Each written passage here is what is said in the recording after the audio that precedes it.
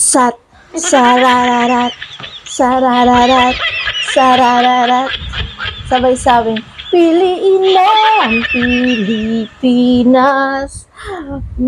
Hindi ko na alam ang susunod. Hindi ko kabisado kaya skip muna yan. Skip muna natin yan. So, for today's video guys, is review. Review. Yes guys, review ulit tayo. Kasi tama na muna yung mga pranks natin. So, ngayon guys, ang i-review natin ay isang instrument or isang machine ulit. Beauty machine. Beauty instrument ulit tayo. So, nakikita nyo guys, medyo basa pa ang buhok ko kasi kakaligo ko pa lang. Natapos na ako maligo. Syempre, kailangan natin after maligo, di ba, anong una natin gagawin sa mga girls? Syempre, yung mga meron tayong nilalagay sa ating mga mukha para ma-maintain natin glowing, yung blooming ng mukha natin. Syempre, may mga nilalagay tayo dyan. Kung ano man yon is kanya-kanya na lang diskarte or kanya-kanya ng routine ng mga girls kung ano yung mas hiyang sa kanila na ginagawa sa mukha nila. Kasi kanya-kanya yan eh. Yung iba parang, ano lang, eskinol lang. Yung iba simple lang. Yung iba nga eh, hindi na facial routine sa kanila. Pero karamihan ng mga girls talaga, nag-facial routine talaga. Lalo na rin, ang dami-dami lumalabas na mga facial set para sa mga girls na gustong kuminis o pumuti ang kanilang mga mukha.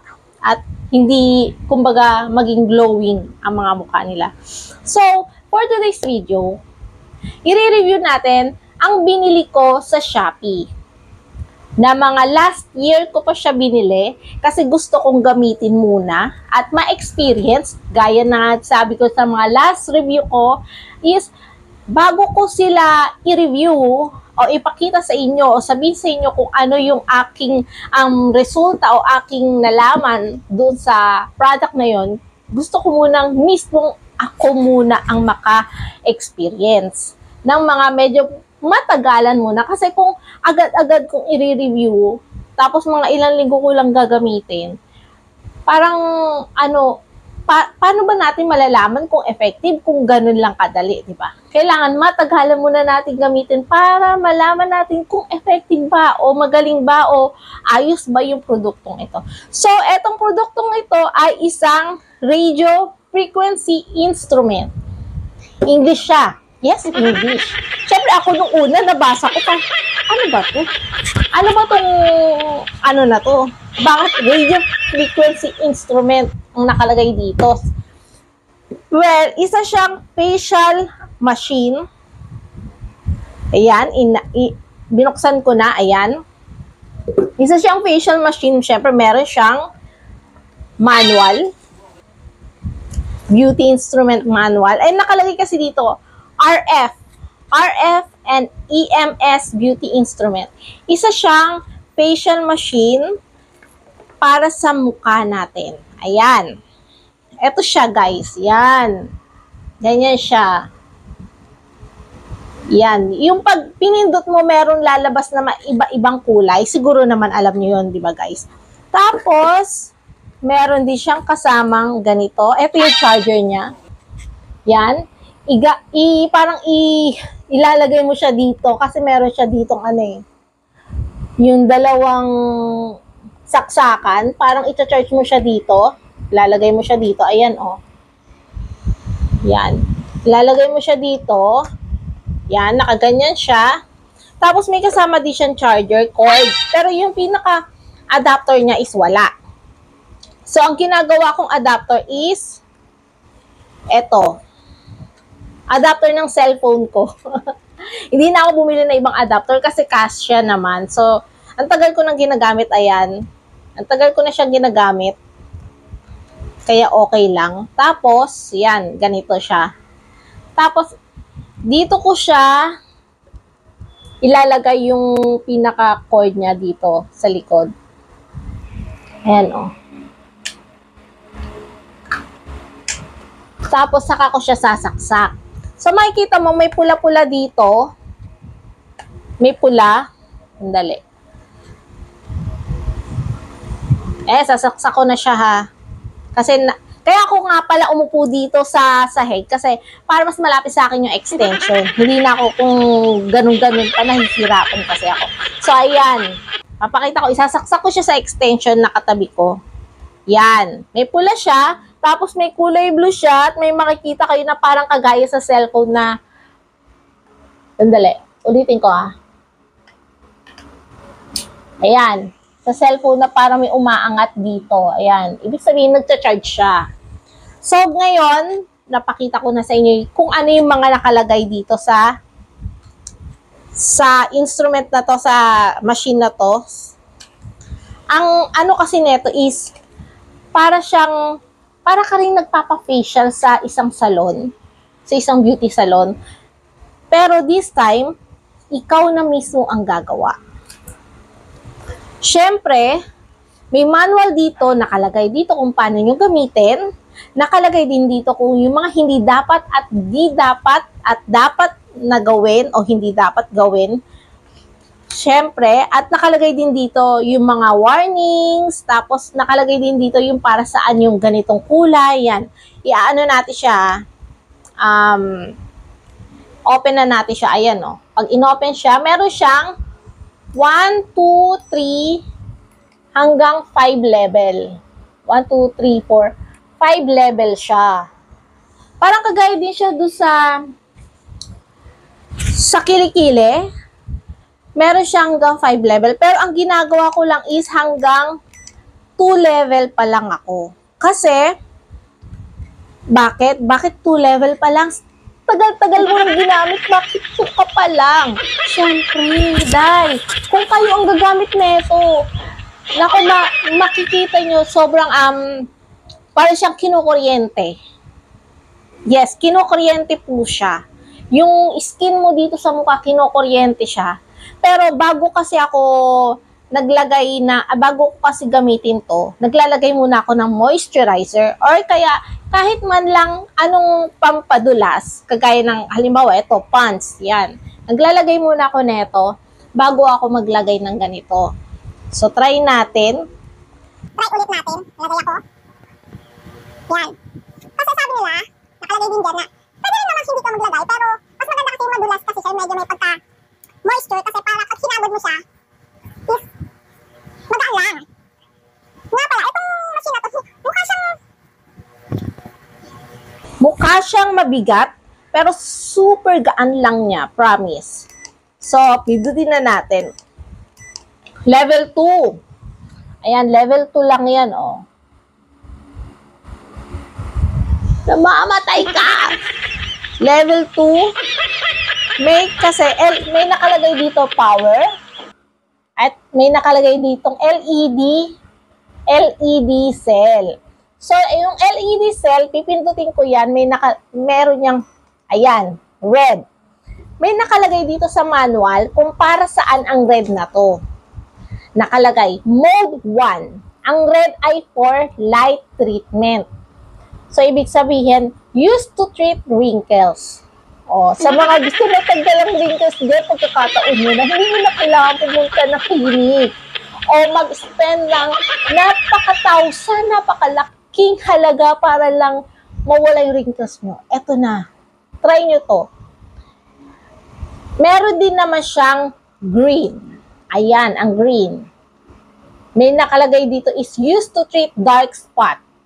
O yung may mga dark spot dyan dahil sa mga todo-todong facial nyo kasi facial set na gamit nyo kasi yung araw, di ba?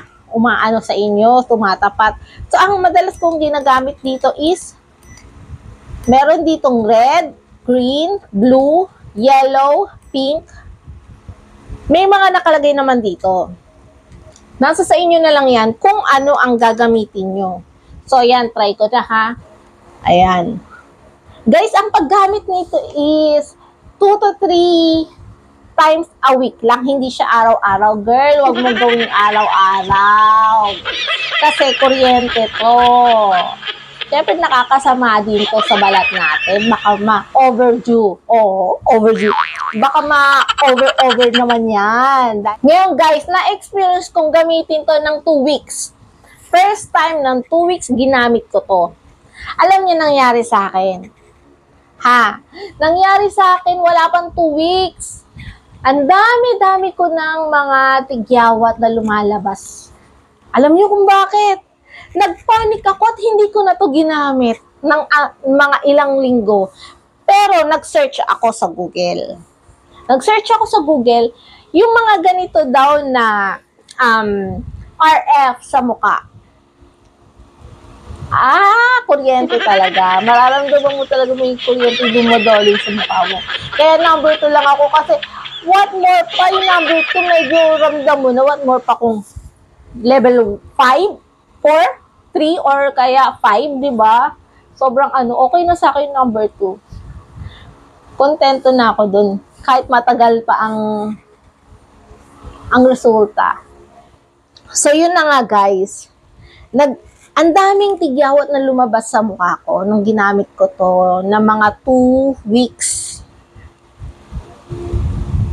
Alam nyo kung bakit? Kaya naman pala, talagang mag-break out ka after mong gamitin yan, itong product na to, after mong gamitin ng mga 2 to 3 weeks mag-break out yung mukha mo. Kasi nilalabas niya daw yung mga toxins sa mukha mo, sa balat ng mukha mo. So, kung ayaw nyo ma-break out, siguro gamitin nyo lang siya ng sobrang, dalang na lang. Huwag madalas. Kaya once a week, ganyan. Kasi ako ginawa ko 3 times a week kung ginawa to. Ginagamit to yung first time ko pa lang. Pero ngayon, ginagamit ko na lang siya madalang na lang. Yung mga once to 2 times a week. Minsan wala pa. Nagpapahinga ako sa RF. So, eto na nga to. So, ang result na ito, maganda naman siya after na 2 weeks, mahigit. Nawala yung mga breakout ko sa mukha kasi syempre tinigil ko, 'di ba? Nung ginamit ko ulit siya, wala na. Hindi na bumalik yung mga tigyawat ko. Siguro pag first time mo lang gamitin to. Tapos syempre, parang nag-a-adjust pa yung mukha mo, 'di ba? Kasi pag nagpapa-facial tayo, may mga session yan eh. Hindi naman araw-araw yan eh. Sabihin sa'yo, balik ka sa ganito, balik ka sa susunod na session, di ba? Kaya, huwag natin abusuhin yung skin natin. Pag sinabi or mag-search na lang kayo, pag sinabi sa Google na, ang dapat na paggamit ng RF is ganito lang dapat. So, huwag kayong susobra. Tapos, kung may breakout man, idalang nyo na lang ang paggamit ng ganitong machine sa mukha.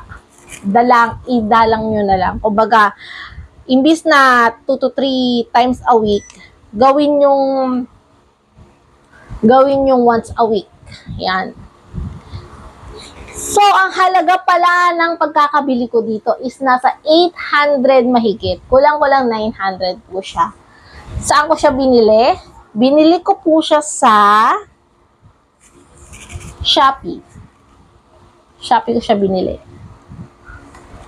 Grabe, mararamdaman mo talaga yung kuryente niya. Sa Shopee ko siya binili, guys, na 8 to 900. Ang nakalagay sa kanya is RF and EMS beauty instrument. Hindi ko na mahanap yung link na naman. Hindi ko na naman mahanap ang link. I'm sorry guys. Sorry. Hindi ako makapag-post ng link. So yun lang guys for today's video. Ito na nga, bago ako matulog, ganito minsan ang routine ko after ng pants. Yan. Try natin ibang kulay. Blue naman tayo, guys. Pwede naman yan eh. Iba-iba. Iba-iba ang kulay, ganyan. Ngayon, kung ilang minuto kailangan siyang gamitin, nasa sayo yan. Pero ako ginagamit ko siya habang nanonood kasi ako ng K-drama. Habang nanonood ako ng K-drama, ginagamit ko talaga to. Mga, 15 to 20 minutes. Yan. Parang ganyan ko lang siya. Parang minamassage ko lang yung mukha ko. Ganyan. Pataas. Pataas naman talaga ang massage sa mukha kapag ano. O, ayan na guys, may natutunan na naman kayo sa akin. So, paano ba yan? Ako naman na magre-request sa inyo. Baka gusto nyo naman i-subscribe ang aking channel at pwede nyo naman i-share ang video na to para marami naman makapanood. Subscribe to my YouTube channel and please share this video. Thank you guys for watching. See you sa next review. Bye-bye. Mwah! Mwah!